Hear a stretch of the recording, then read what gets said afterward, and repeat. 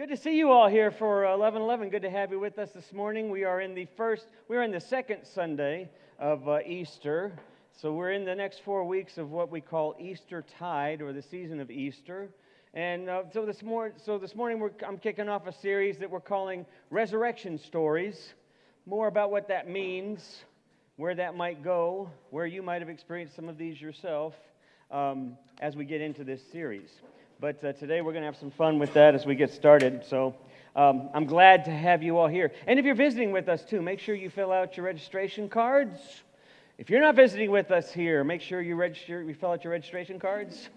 And then you can do that online as well if you want to do that. You can scan the little code there and do that on your phone.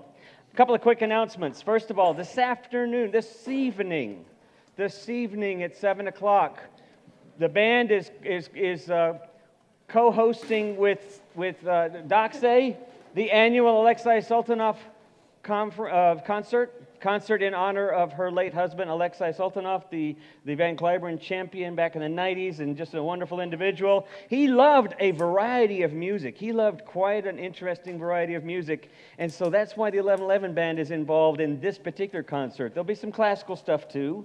But the band is also going to do some of Alexei's favorite. I think there's going to be a guest artist somewhere in the middle of it who's going to do something totally unexpected with a totally unexpected classical instrument. Don't tell them. I won't. It's not me. And so, but I hope you can be back for two reasons. Number one is because it's going to be an amazing concert. It's always a great concert when the Doxay does this annual concert. It's always amazing. It's in the sanctuary in the main building at 7. The other reason why I want you to be there is because the band is going to be there. This is the first time the band has ever been in the traditional church sanctuary ever, and I am... To say I'm a little anxious about it is an understatement.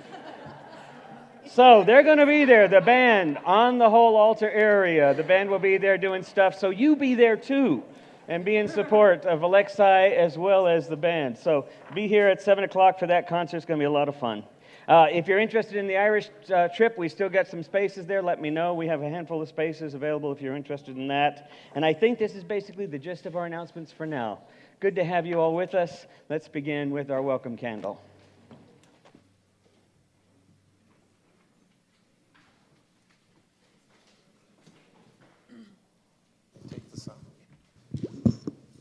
Welcome, I'm Ron Kubiak. Will everybody read along with me?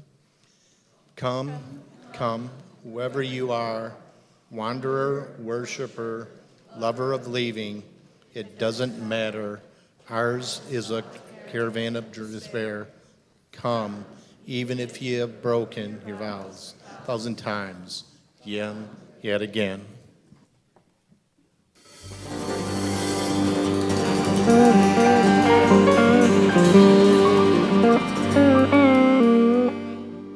Everything's got a time.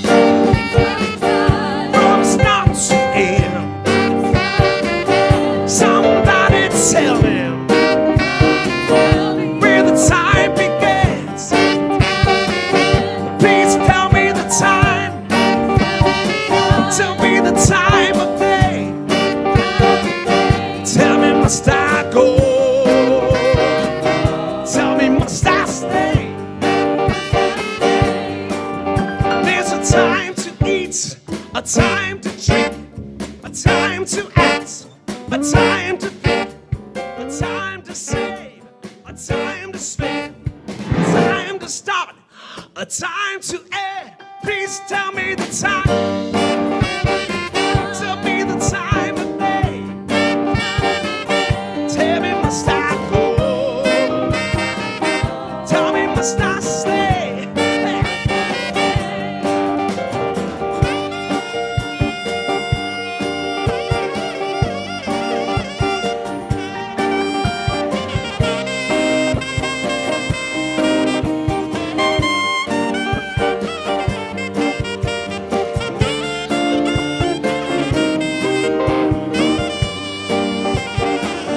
Everything's got a time.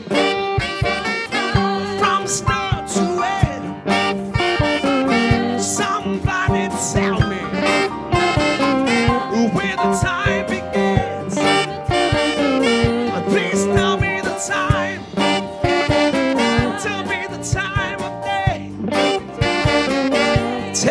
must I go? Tell me, must I stay? And there's a time to reap, a time to sow, a time to come, a time to go, a time to laugh, a time to cry, a time to live, a time to die. Please tell me the time. Tell me the time of day. Tell me, must I go? Tell me, must I stay?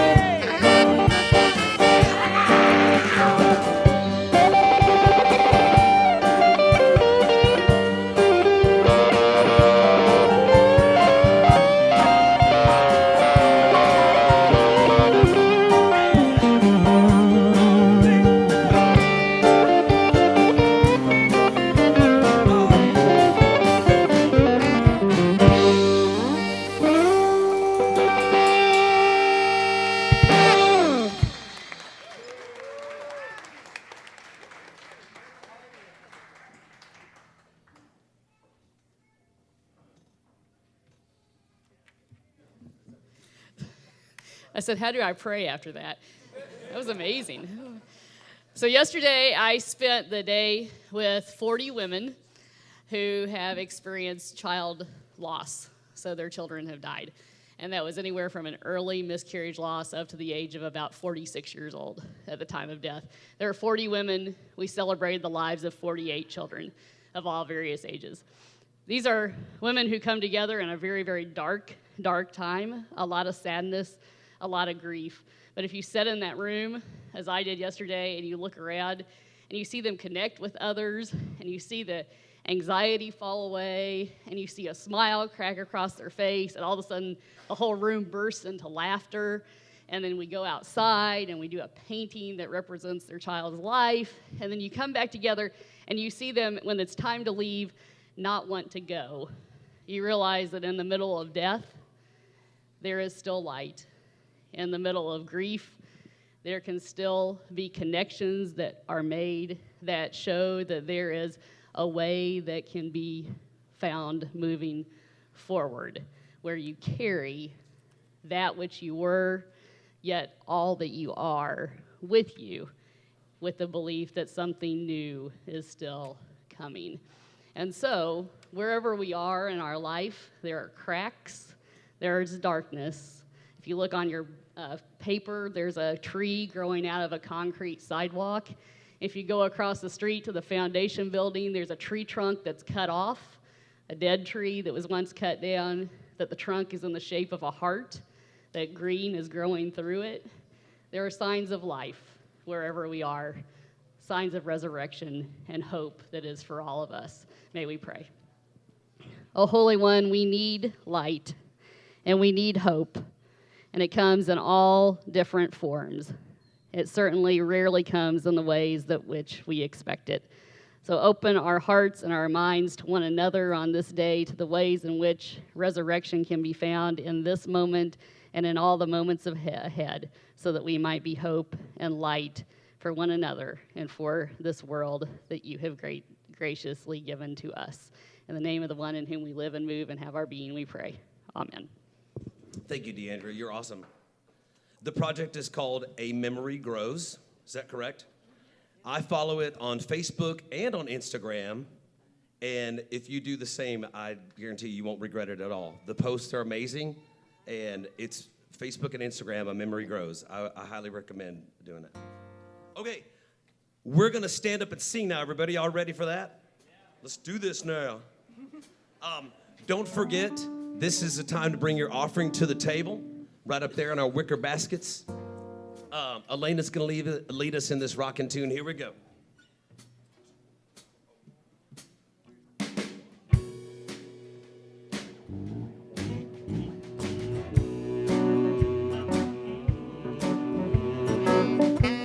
We're going to kind of echo what she says. It's a lot of fun.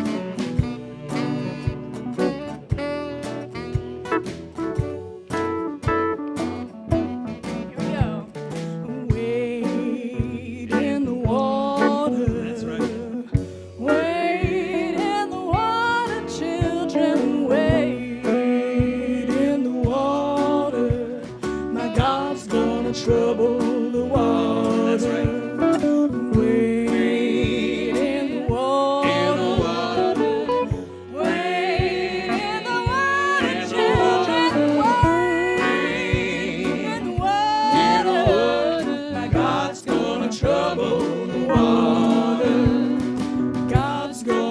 trouble the water. Verse 1, yeah.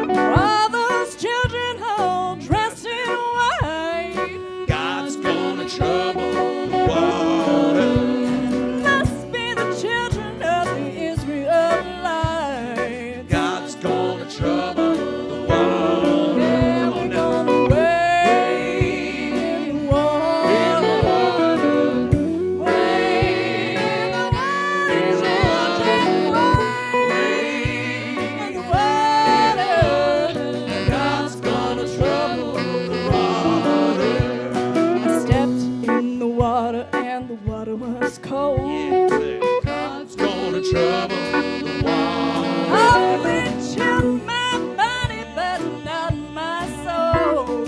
God's gonna trouble the water. Yeah, we're gonna wade in the water.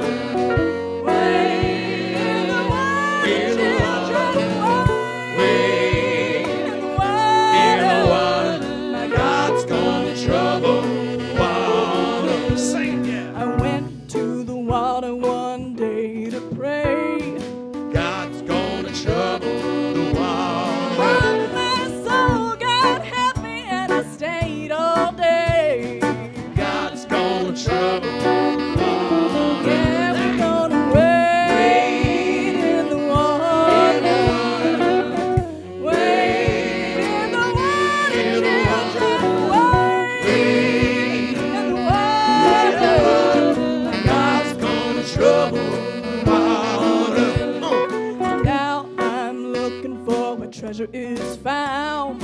God's gonna trouble the water. And I'm watching every step on holy ground. God's gonna trouble the water. Yeah, we're gonna wade in the water. Wade in the water, children, wade in the water. God's gonna trouble the water. He's gonna trouble the water. Hey, He's gonna trouble the water. he's gonna trouble the Water. He's gonna trouble the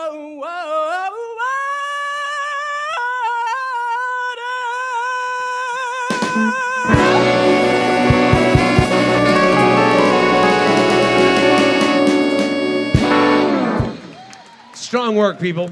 I felt it. Take a moment right now, work the room, find somebody to offer them a sign of peace, would you please?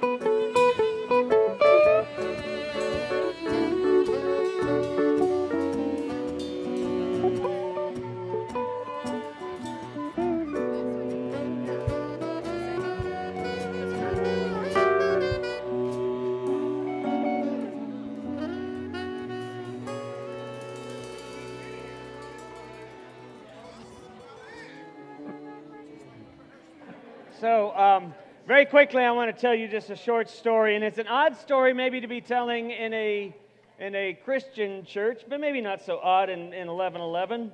But it fits in interestingly with my theme today, as well as with, I think, what we're thinking about in terms of what does resurrection mean, or what might it mean. So I want to tell you the story of the Buddha. Some of you know the story of the Buddha.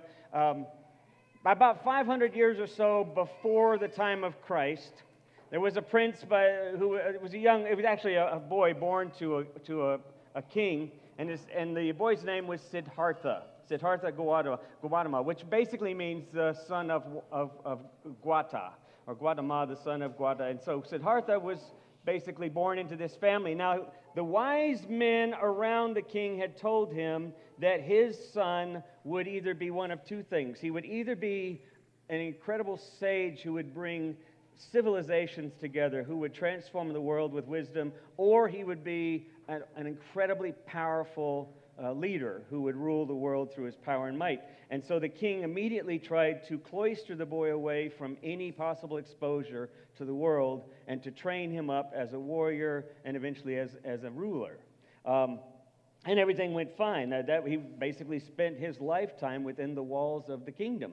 And he trained and became an amazing warrior, adept at all sorts of martial arts as well as in culture.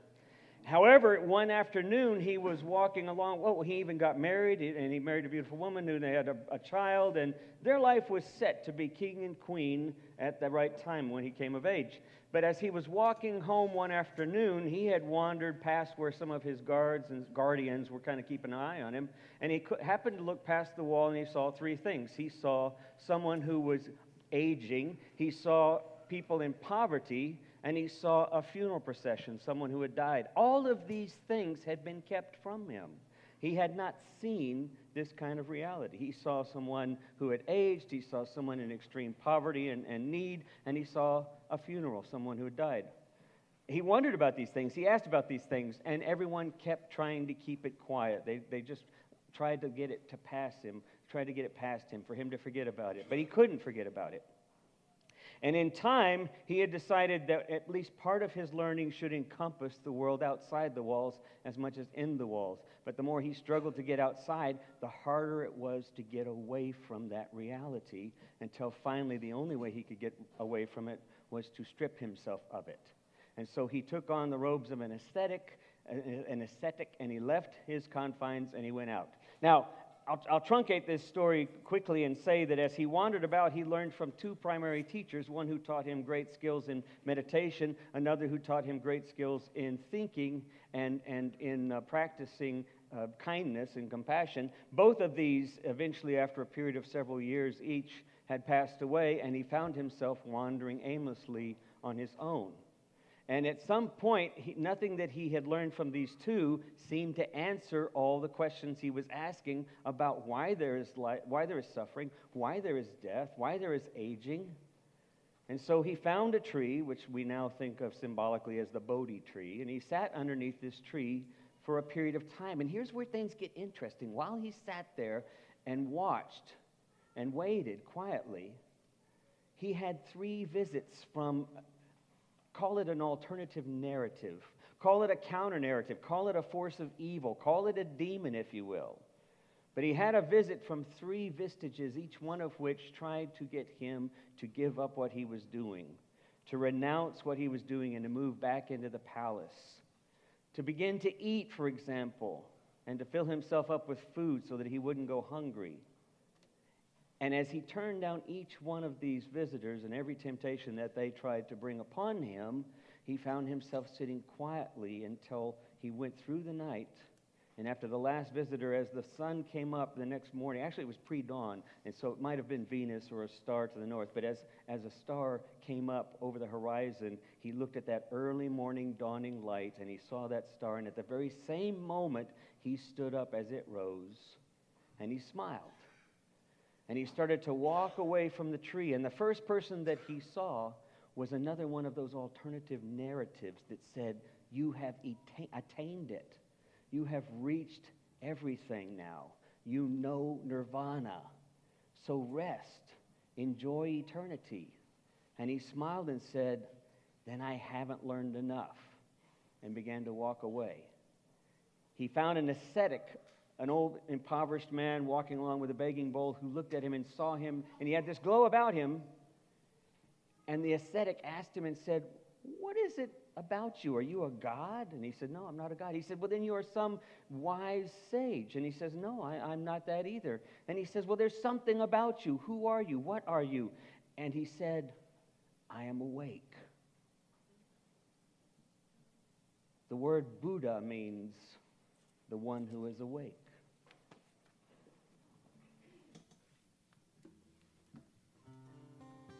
I'm going to invite y'all to sing with us now.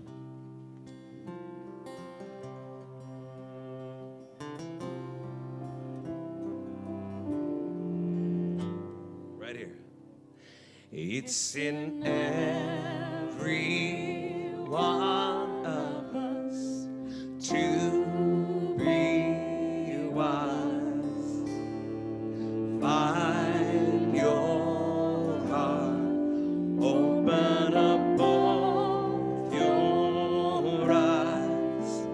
We can all know everything without ever knowing why. It's in every one of us, by and by.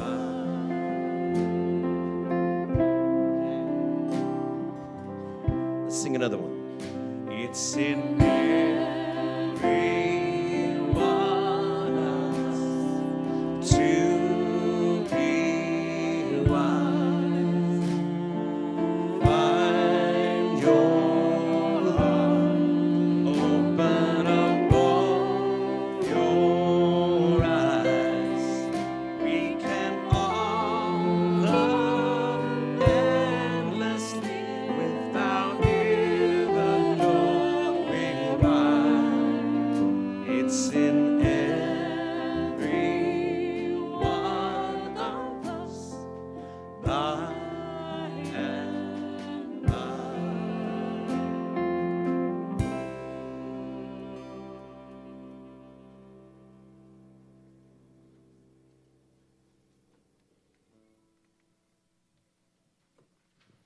And now we stop between the last thing and the next thing, and we breathe. This is our Kairos time, visitors, and it's sort of a rehearsal for all the times in our days when we can actually stop and take a deep breath. So I invite you to sit straight in your seat, maybe plant your feet on the floor. Make sure there's plenty of space for your breath to pass through your body. And let's take some deep breaths and slow exhales together.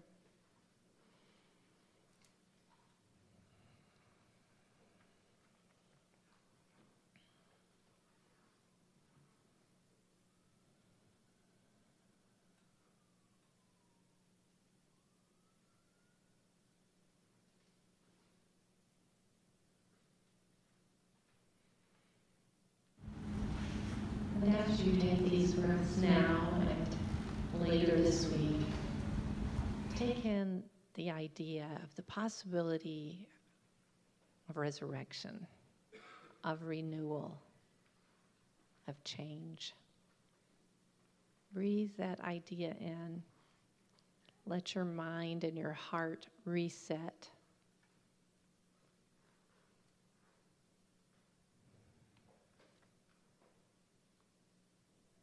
And when you do that this week, remember, we have all done this together today. Be at peace.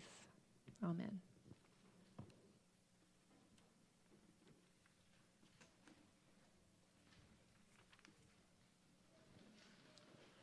The reading today is from the book of Romans, chapter 13. The commandments: don't commit adultery, don't murder, don't steal, don't desire what others have, and any other commandments are all summed up in one word. You must love your neighbor as yourself. Love doesn't do anything wrong to a neighbor. Therefore, love is what fulfills the law. As you do all this, you know what time it is. The hour has already come for you to wake up from your sleep.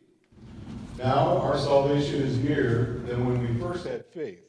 The night is almost over, and the day is near. So let's get rid of the actions that belong to the darkness and put on the weapons of light.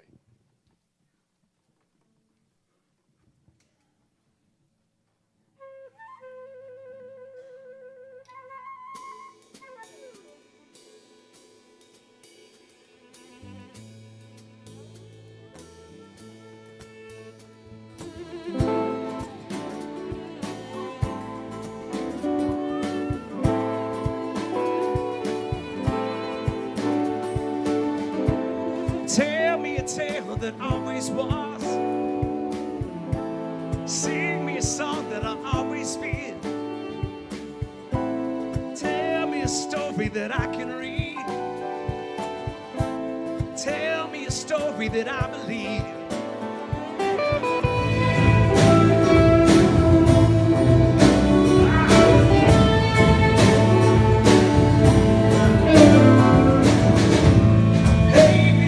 That I can see,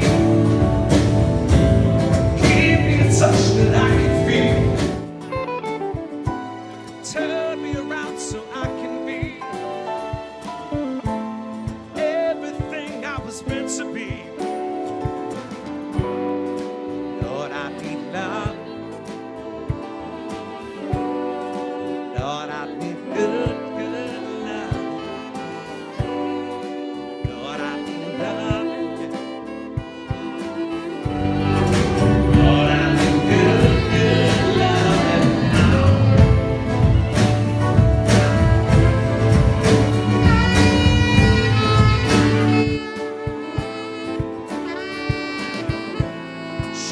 Some strength that I can use.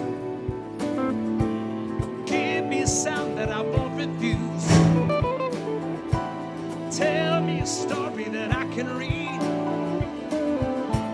Tell me a story that I can believe.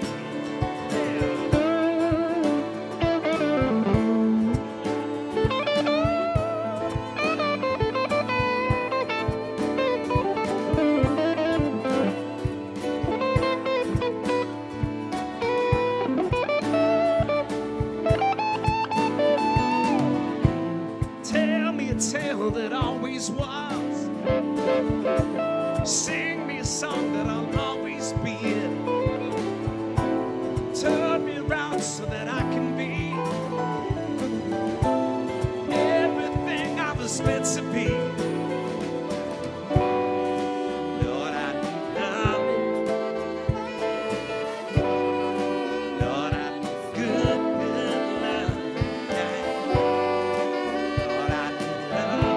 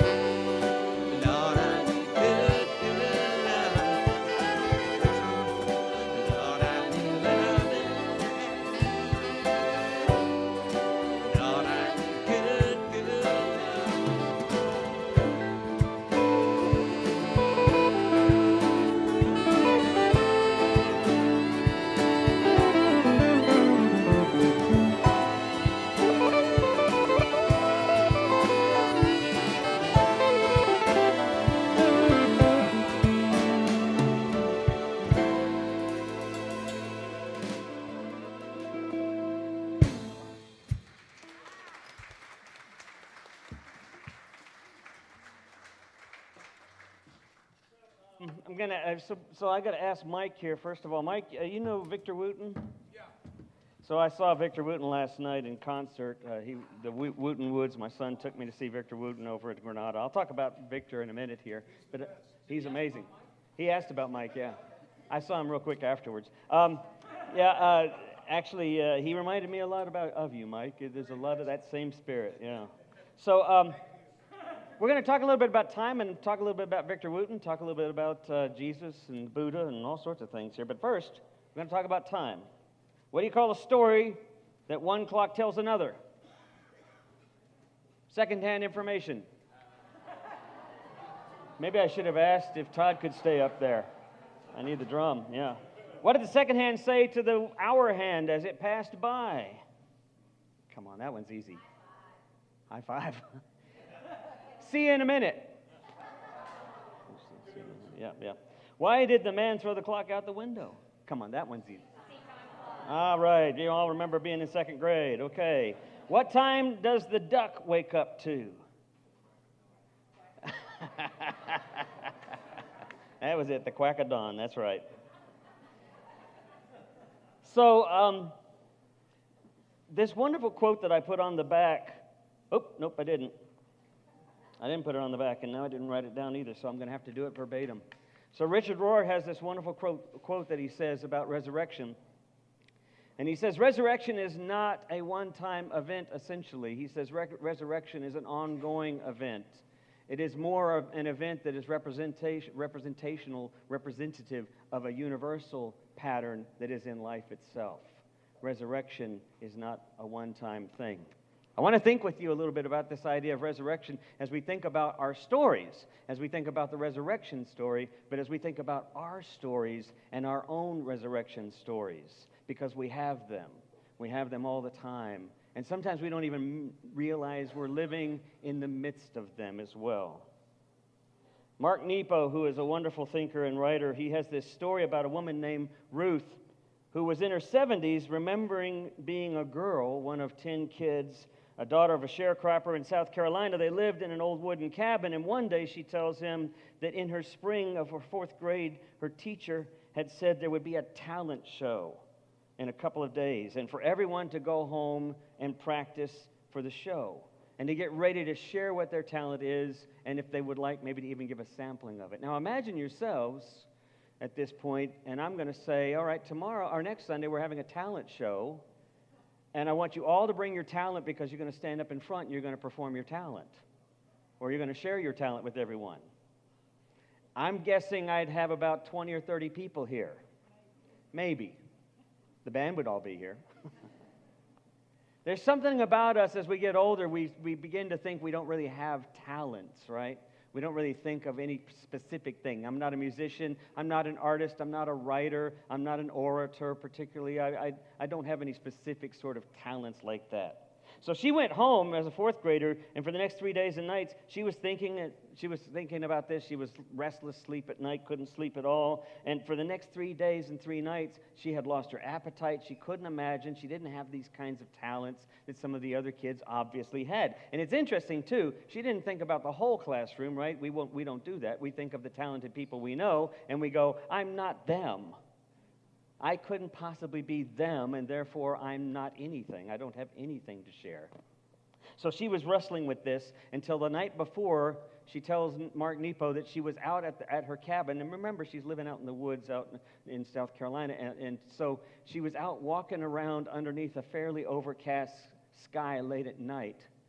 And she said at some point, she didn't remember exactly when, but as she stood on her porch, the clouds parted just enough that the full moon that was behind the clouds began to beam through.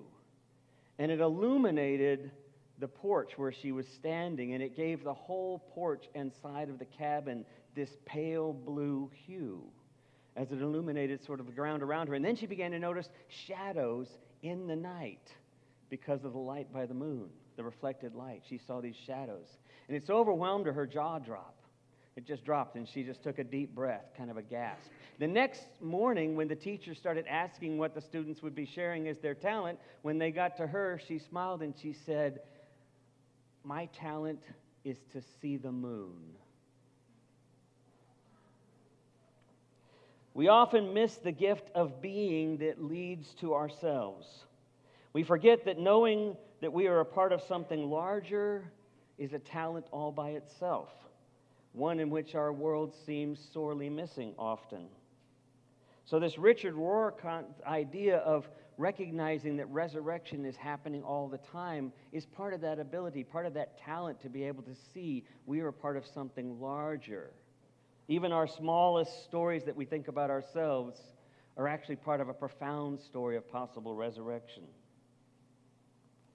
I wrote about this in my blog post, so some of you will have remembered this, but When Molly and I were planting seeds in Linda's new garden, Linda restores a garden every year. I say it's new because she has to redo it, remake it, because our 3 dogs basically tear the bricks off of it and tear it apart, dig it up and everything during the winter season. So then we go back out, we build the bricks up, the concrete bricks. It's a freestanding garden in the middle of the yard. And I say we.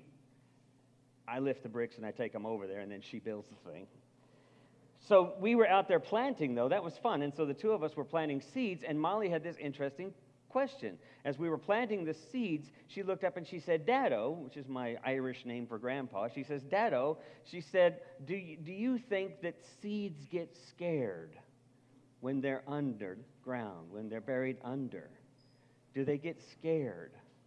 And I thought, what an amazing question to think about that. Because in reality, I mean, we do, right? We all feel buried under sometimes. And we do get scared. And I told her, I said, yeah, but, I don't know. Do you think they get scared? I mean, all of life and nature work together, I said. The sun works with the earth and the soil works with nutrients. And the earthworms that we saw as we were turning the soil, they work together. I mean, the seed's got lots of things working with it to make things happen.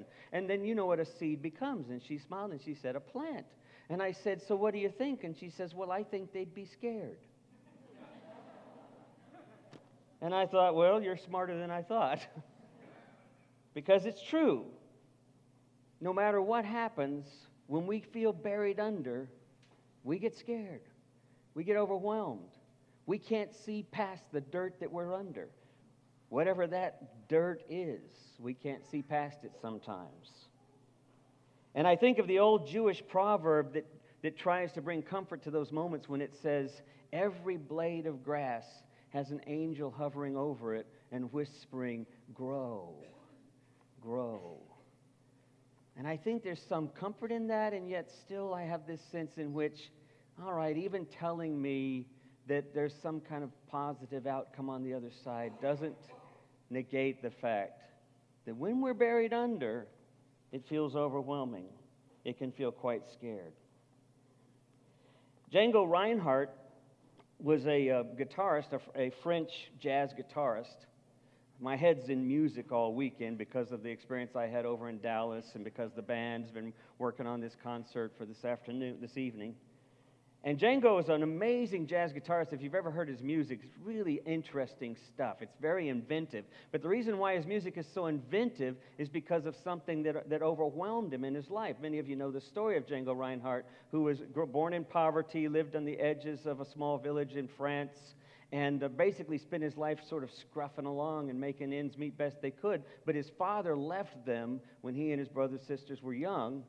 And so his mother basically raised them, and they kind of struggled to make ends meet. They lived in kind of a caravan, a village made basically of tents and such, and wagons and such. And on one day, the caravan caught fire, and several of the wagons were burned to the ground. A number of them were. And Django was caught in the fire.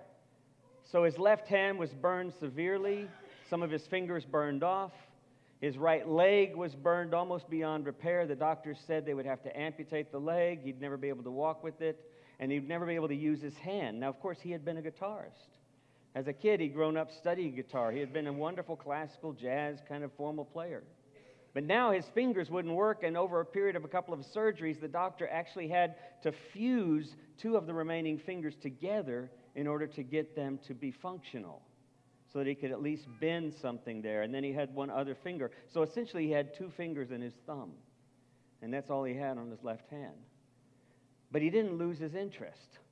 People around him encouraged him and said, you don't lose who you are just because things happen. You continue to stay who you are and find other paths. Now, no one at the time said, you're buried under, you're overwhelmed, but you're a seed. You're just being planted. It's one of my favorite phrases from that show, Queer Eye. I don't know if you watched the show Queer Eye. They have the stylist and they have the designer, and I'm thinking, I need those guys in my house, right? Don't you often sit there and watch the show and you're going like, how do we get on this show with these guys? Because they transform your life. Talk about resurrection. They completely change something from one thing to this completely ordered and organized life. And so they're visiting with this family, and he's a conservative father. He grew up in, I think he's a Pentecostal, maybe Southern Baptist. Not sure what he thinks about gays and homosexuality, and he grew up with a certain understanding, but it's clear there's this tension. Right? He's got this one understanding, and now he's being encouraged, challenged, forced to rethink his understanding, because these guys are amazingly helpful to him and his life and his family of 6 children. And so they're out planting a garden out in the back, and I forget the guy's name, if it's Brian or whatever, but his last name's Burke, and he looks at the father, and he says, as they're planting, he says, my grandfather used to say, he may even said my grandpa, but he says, my grandpa used to say that, sometimes when you feel buried under, you're just being planted. And then just kind of keeps on moving. And of course, by the end of the show, you find out that this father's attitudes have changed completely because of his encounter with people who are compassionate and loving. In spite of whatever you used to think about someone, you find out that you have much more in common and much more rooted underneath. We play with the phrase understanding. I love that phrase understanding, because really what understanding means is you just take moments and time intentionally to stand beneath the differences, to stand under things rather than to try to control things. If you just stand with them, eventually you begin to find the connections that are underneath all things. We call that God, the ground of being. You might call it resurrection. You might call it something else. So Django Reinhardt became this amazing guitarist who worked with whatever he was given, this obstacle, and he devised a new way of playing an instrument. One of his songs that I learned to play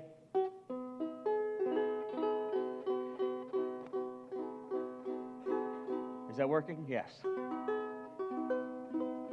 What he learned to play was, because he had just the 2 fingers, now he learned to play up and down the neck as opposed to trying to play with multiple fingers on scales. So he played up and down the neck, single note style. So he wrote a song called Naraj that I learned how to play a few years ago on the ukulele with 5 fingers.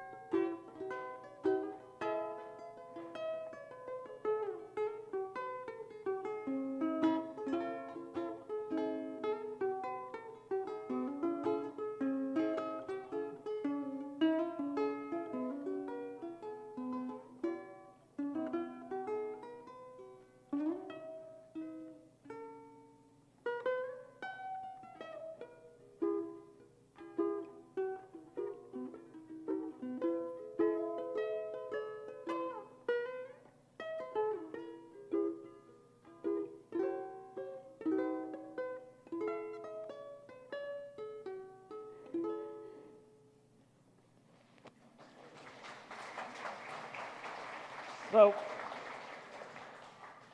I got to play a ukulele every now and then, right? I just got to bring it out and do something. Last night when we were watching this guy at the Granada Theater, Victor Wooten, amazing person. If you've never seen Wooten, he plays for, thank you, Bella Fleck and the Flecktones. He's the bassist for them. His whole family basically are all musicians. He learned from his 2 brothers, his older brothers, so they were there on the stage. He does a thing called the Wooten Woods Experience, which is a couple of week-long kind of camp for adults and for older kids that happens out in the woods, and they combine music and they combine environmental awareness and ecology and sort of kind of create experiences of music that arise out of being out in the environment, out in nature. And so he brought 5 or 6 of those students with him, and they were featured throughout the night as well. But there's this amazing thing, as we're listening to these students and they're sharing a few of their stories. One of them happens to be a guy, and I'm forgetting his name now, but he's written Music in the Brain. He's a scientist. He's a national, international best-selling author, and he's written a couple of fictional books as well. He played the bass guitar, and he came out and did some of that stuff, shared his story. Someone else was a biologist, came out and played a 8-string banjo, that had 5 banjo strings and 3 bass strings, and then he played basically the bass part, the banjo part, and a couple of other parts simultaneously. A couple of young women came out and sang. It was a beautiful experience. Right in the middle of the thing, he stands out there with his brother, and they start to sing this song just based off of a bass riff that he's playing, and he says, "I saw God the other day." And then he looks out at the crowd and he said, "She looks a lot like you." But then he looked a lot like me too. And he goes into this bass riff, and then he starts to do this spoken word thing about why are we here and what are we here to do. And he says, "I think it's up to me, and I think it's up to you. I saw God the other day. She looks a lot like you, and he looks a little bit like me." And that was the whole song, as he just began to sort of speak to what is going on in life. And then he would break it up with harmonies as he said, "I saw God the other day. She looks a lot like you. She looks a little bit like me."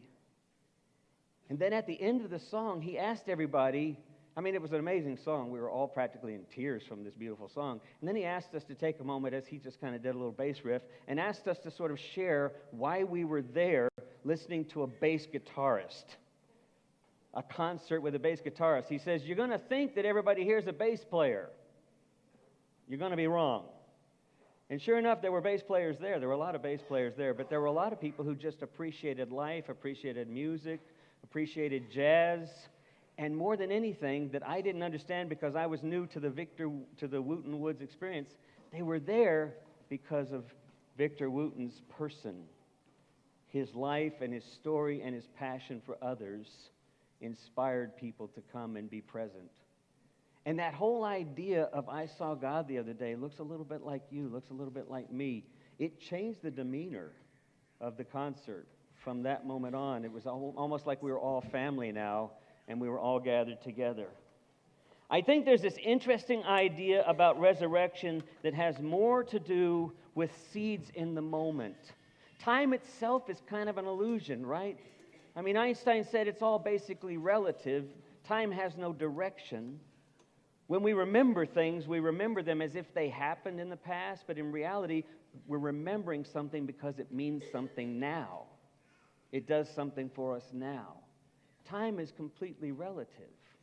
The further away you move from gravity, the faster time seems to move. The closer you get to the earth, it's slower. Time is kind of relative. So what really becomes important are these moments that we live and the seeds for resurrection that are present because of what we come to understand, because of what we're willing to stop long enough to stand under, to stand within, to stand with one another and begin to experience the profound changes that can happen from being present. I didn't make this up. You know what Django means? It means awake. I didn't make that up. That's what his name means in a French kind of Creole. It means to awake. What would it mean to be awake in our moments? I agree, sometimes it can be overwhelming. Sometimes we're buried under. Sometimes our families aren't going the way we want them. Sometimes our lives aren't going the way we want them. Sometimes we're in the midst of a confusion and don't know what the next step is. So to be told that we're a seed just waiting to grow, I know it's not necessarily helpful. But sometimes also learning to pull from the nourishment that's there, from others, from taking the breaths and letting them go. I watched my little baby granddaughter, Maeve, who's just now a year old, and I was reminded of how you do that. Because she's all awake, right? When she's up, she's a wide awake, and she wants to touch everything and be present to everything. And so when we went out into the yard, there was a tetherball out there. She would grab it, she would take it in, and then she'd let it go. And then she would reach out to grab it, and she'd take it in, and she'd let it go. And I'm thinking, life invites us, even in the most difficult times, to take in what we can and to let go of what we can't hold on to, and to just be patient and to wait. Paul told the Romans, the church at Rome, the time is now to be awake. But what did he say?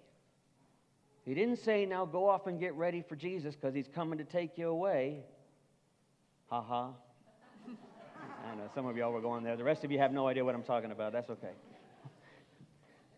He didn't say that. He said, why are you here? To love one another as you love yourself. We are seeds of possibilities. If we can remember to take that in, maybe some of the other anxieties we can let go a little bit and allow some breathing room to give us some grace and let something grow. Amen.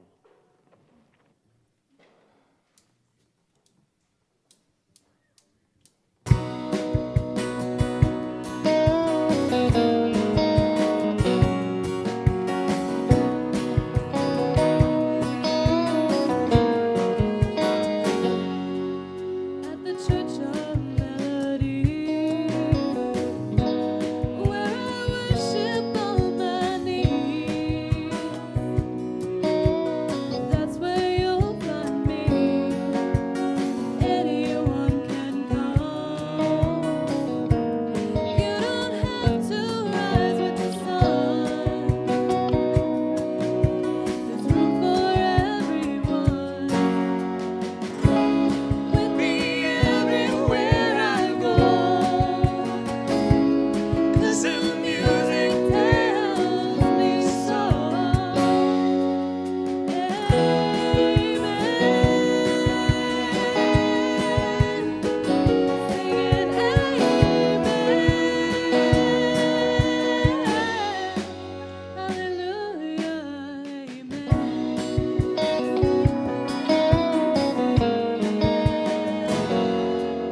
I bow down to a song. It's so easy to belong. There's no right or wrong, many to reveal. Don't even have to be sober here. Just open up your ears. It's with you everywhere you go, 'cause the music tells me so.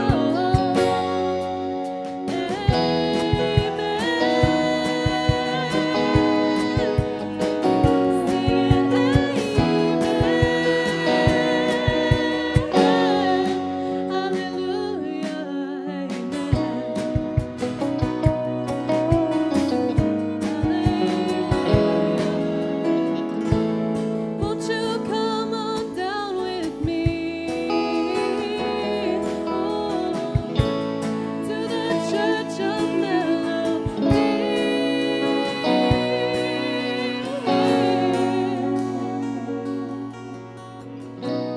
At the Church of Melody, you can pray any way you please.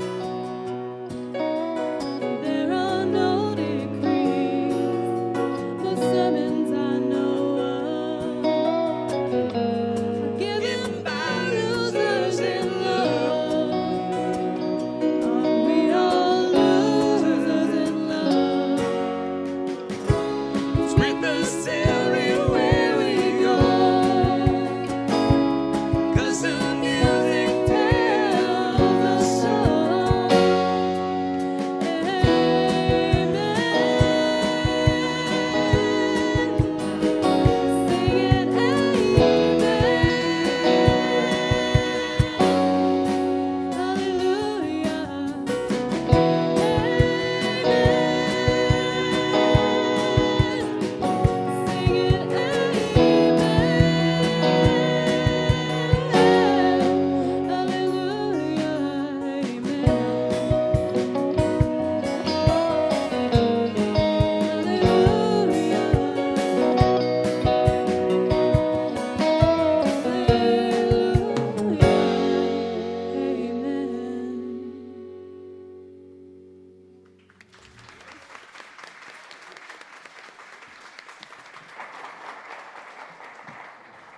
That was amazing. Good job. Good job, Ben. Hey, you know what? I was listening to y'all earlier when you did that Willie Dixon song, And I was thinking, Victor Wooten, he'd be pretty proud of that. That sounded pretty awesome. That was great this morning. Good music. Everybody, let's stand and have our blessing. I hope that you guys will come back at 7 o'clock tonight. You're going to see some amazing music, hear some music, be a part of things. Oh, yes, and just reminded, if y'all will help to kind of pick up around you on your way out with the bulletins and stuff, it's always really helpful afterwards. And put them on the back table. We'll recycle them. That's right, yeah. So let's have our blessing. We'll see you this evening. Let's pray. Holy One, we find ourselves sometimes buried under. Sometimes we're the seed and don't know it. Sometimes we're the soil. Always we're the soil, the opportunity to help someone else grow. May we come to see one another as these seeds of possibilities, not as our differences, but to see not just your ground of being in each other, but to see this possibility of something we don't know yet, but something we know that is going to be healing on the other side. May we be that way for one another as we leave this place. Bless us. We pray this in the name of the one in whom we live and move and have all our being. Amen.